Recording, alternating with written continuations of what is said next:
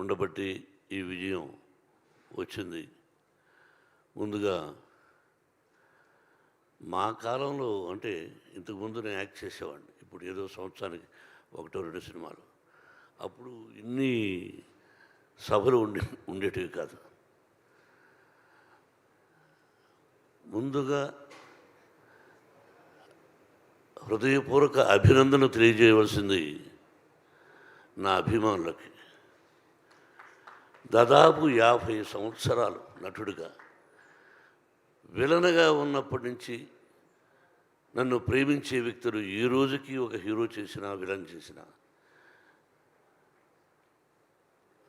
ఆ అభిమానులకి ముఖ్యంగా ఎంత రుణపడి ఉన్నానంటే, నా వంతు నేను ఏం చేస్తున్నదని ఆ అభిమానులకు తెలుసు. వాళ్ళు ఈ రోజుకి బ్యానర్లు కట్టుకుంటూ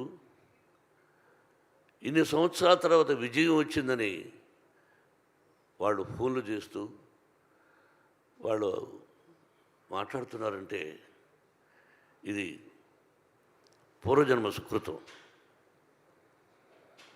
నేనేం మాట్లాడాలి? ఈ సినిమాలో నటించినటువంటి నటీనటులు అందరూ, మా బావ దగ్గర నుంచి ప్రభాస్, ప్రతి నటీనటులకు కాఫీ ఇచ్చే కుర్రవాడి దగ్గర నుంచి ప్రతి ఒక్కరికి, నా దర్శకుడికి,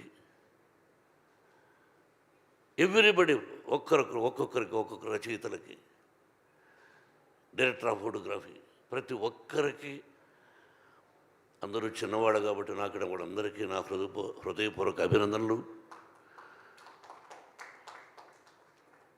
ఏ భగవంతుడి వరాన నా తల్లిదండ్రులను ఆశీర్వదించి నాకు జన్మనిచ్చినటువంటి నా తల్లిదండ్రులు, ఆ పరమేశ్వరుడే ఈ సినిమా తీయమని ఆజ్ఞాపించాడేమో.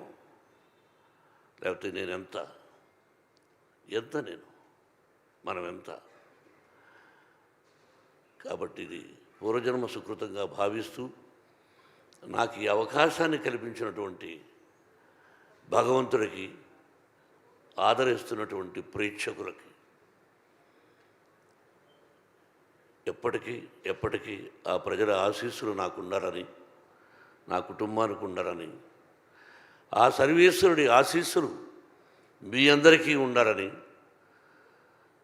హృదయపూర్వకంగా ప్రార్థిస్తూ, పేరు చెప్పాలంటే ఈశ్వరుడి డైరెక్టర్,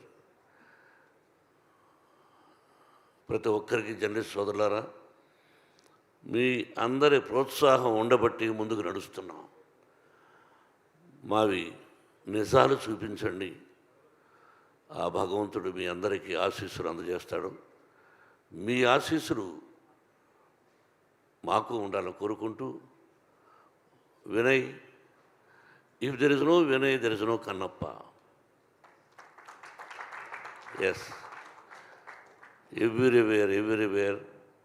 ఈరోజు ఈ ఉత్సాహంగా నేను రావడానికి కారణం నా తోటి నటీనటులు. పేరున అందరికీ హృదయపూర్వక అభినందన తెలుపుతూ, thank you very much and best of luck. Thank you sir, thank you. మీరు వేదిక మీద ఉండవలసిందిగా కోరుకుంటున్నాం. ఒక్క నిమిషం, ఒక ఫోటో ఆప్ కోసం.